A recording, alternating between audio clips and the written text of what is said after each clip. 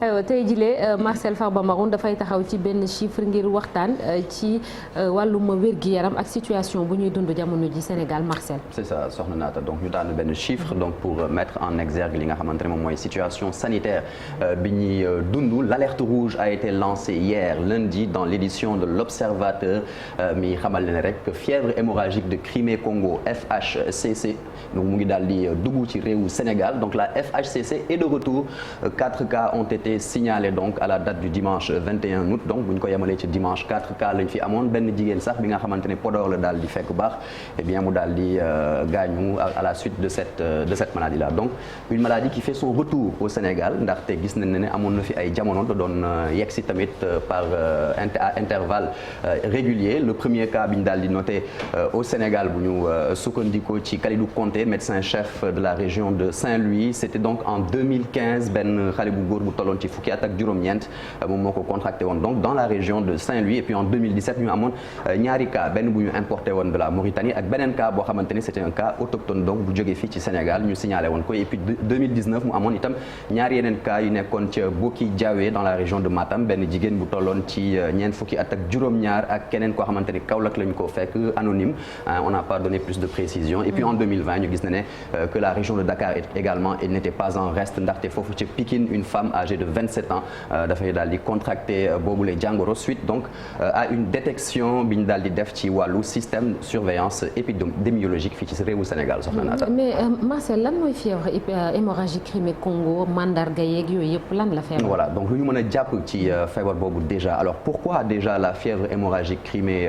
de Crimée-Congo lu tax ñu tuddee ko Crimée-Congo surtout eh bien en 1944 un an avant la fin de la Seconde Guerre mondiale dañ ko daal di découvrir ci Crimée mu di benn zone bi nga xamante ni c'est situé entre l'Ukraine et la Russie et pourquoi Congo donc parce que en 1969 dañ daal di gis ne agent pathogène buy indi boobule feebar moom dafay daal di rek dañ ko amul woon lu ko wuute ak bi nga xamante ne amoon na ci réewu Congo te en 1956 déjà on l'avait donc découvert loolu waral ñu daal di boole ñaari tur yooyu noonu donc virus bi koy provoqué il s'appelle le nairovirus de la famille des Bunyaviridae mu di benn virus bi nga xamante ni dañ koy transmettre à l'homme directement bu fekkee ne contact via du sang wala ay tissus infectés d'animaux infectés dafay faral di am du sang ou des fluides corporels ci benn nit koo xamante ne dafay daal di contaminé déjà wala indirectement par morsure de tiques infectées donc la principale espèce vectorielle donc mu di benn insecte nuisible si on peut l'appeler ainsi une tique et puis ñu gis na ne que dafay faral di endémique bi la jàngoro ci Afrique mais également en Europe du Sud dans les pays Balkans au Moyen-Orient en Asie donc ñu gis na ne que ce sont dans des pays yi nga xamante ne ils sont en deçà du 50e degré de latitude nord et puis ñu gis na ne que depuis la fin justement des années 70 nit yu bëri dañ daal di contracté boobule jàngoro en Arabie Saoudite ca Émirats Arabes Unis Irak Oman ou bien encore au Pakistan donc mu di ay réew yi nga xamante ni c'est surtout dans le Proche ou le Moyen-Orient ay hôtes yi maanaam fu virus yi di faral di tag naturellement mooy fu tic yooyu di faral di nekk et donc fan la tic yooyu di faral di nekk ci ay large gamme d'animaux sauvages ak domestiques surtout yi nga xamante ni dañuy composer les bétails donc li nga xamante moom mooy xar béy wala tamit nag ak sax mbaam là il y a un problème pour moi notamment de nombreux oiseaux ñoom ils sont par contre résistants à l'infection excepté les autruches je pense que c'est l'oiseau le plus grand parmi tous les oiseaux ci ñi nga xamante ñoom dañuy faral di observer une forte prévalence de l'infection ci ay zones endémiques ci nga xamante ni dañ faral di sax signaler ay cas ou dans ay cas yoo xamante ni elles ont été à l'origine de des cas humains foofu ca Afrique du Sud la woon par exemple dans un passé récent ñu gisoon ne amoon na benn flambée de cas bi ñu observé woon ci benn abattoir d'autruche soxna Naata. mais li tax muy tiitalaate Marcel mooy feebar bi day reye. feebar bi day reye soxna Naata et c'est là où l'aspect alarmant est mis en évidence ndaxte dañuy gis ne bile virus bi nga xamante ne day provoquer ay flambées de fièvre hémorragique moom dafa am benn taux de létalité assez élevé tollu ci diggante 10% ak 40% ñu gis ne sax elle n'est pas trop contagieuse cette fièvre waaye boo ko xasee ba jàpp li muy reye mu ëpp sax li nga xamante ne moom le coronavirus di rey ndaxte Covid-19 moom taux de létalité mu ngi toll ci diggante 0,2 ak 3% 3%. ñu gis na ne durée d'incubation du virus de la FHCC moom ça dépend rek du mode de contamination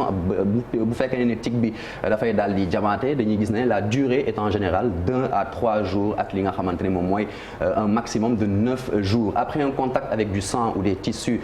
infectés, elle est en général de 5 à 6 jours ak benn maximum bi nga xamante ne dañu ko documenté pour 13 jours. ñu gis na ne que apparition symptômes yi dafay jékki saa rek ne yegg si mu di donc yaram bu tàng ay douleurs musculaires ay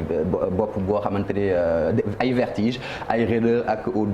ay douleurs au niveau de la nuque douleur dorsale ay céphalée donc bopp yi metti et puis ay bët yi nga xamante ne day dem sensible ba lumière bi sax boo koy fixé daf lay gêner. Au début ñuy observer tamit li nga xamante ne moom mooy ay nausées ak tamit sax li nga xamante ne moom mooy wëccu jaare douleur abdominale ay mettitu put tamit mën nañ ko ci boole et puis ay brutale saute d'humeur ak i tamit ay confusion ñu gis na ne qu'au bout de 2 à 4 jours mën na itam apparaître yeneen i syndrome tel que tayal wala dépression ak li nga xamante ne moom mooy coono bu gaaw a gaaw et parfois même une augmentation du volume du foie et puis autres signes cliniques accélération du rythme cardiaque ñu gën ko xamee ci tachycardie éruption provoquée par des saignements cutanés ay signes itam d'hépatite te ñu gis na ne sujet yi nga xamante ne ñoom ñoo gën a affecté ci wàllu maladie boobu noonu il développe en général dégradation rapide ci li nga xamante ne moom mooy la fonction rénale et pour ceux qui se rétablissent ñi nga xamante ne dañ ciy wér eh bien boobule amélioration dañ koy noter 9 à 10 jours après l'apparition des premiers symptômes soxna Naata. waaw mais lii lépp métti na Marcel ndax dañ koy faj wala bu ñu ko dul faj ndax am na garab yu ñu mën a jël tam. waaw on peut dire que am na garab bu ñu mën a jël waaye lu ñu mën a jàpp mooy déjà il n'existe pas de vaccin anti-FHCC ni pour l'homme ni pour l'animal eh bien lan lañ ciy mën a def en général mooy prise en charge buy reposer principalement ci traitement symptomatique de soutien à visée générale bu ñu sukkandiku en tout cas ci organisation mondiale de la santé OMS jotoon nañ fi utiliser benn antiviral bu tudd ribavirine et puis apparemment mu daal di joxe ay résultats yu baax ñu gis na ne administration dafay daal di efficace que ce soit par voie orale ñu naan ko wala par voie intraveinale donc par jamu on peut dire ça ainsi soxna Naata. waaye ñu jeexalee Marcel ak matukaay yi ñu mën a jël pour mucc ci jàngoro bi. voilà liñ ci yu ñu mën a jël pour mucc ci jàngoro bi on peut d'ores et déjà dire que prévention ak lutte contre la FHCC dafay jafe trop ndaxte infection bi en général ci mala yi c'est asymptomatique duñu présenter benn symptôme animaux domestiques yi tic yi ñoom tamit elles sont de différentes natures donc l'une des options mooy rek déjà ñu leen di détruire au moyen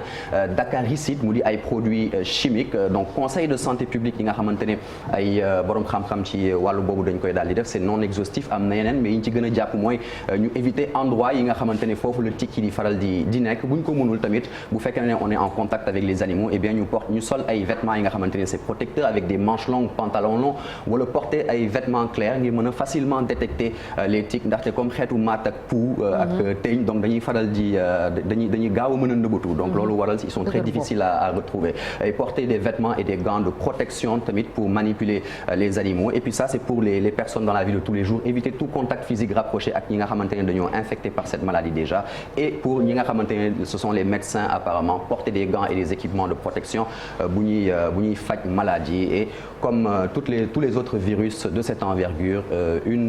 benn habitude bi nga xamante ne moom la ñuy préconiser mooy le lavement des mains donc c'est très très important également se laver les mains chaque jour à l'eau et au savon au moins soxna Naata. Merci heureusement que beaucoup de Sénégalais ont pris l'habitude depuis l'apparition du Covid léegi dañuy raxas loxo yi fu ñu toll. Il est 7h41 dafa mel ni heure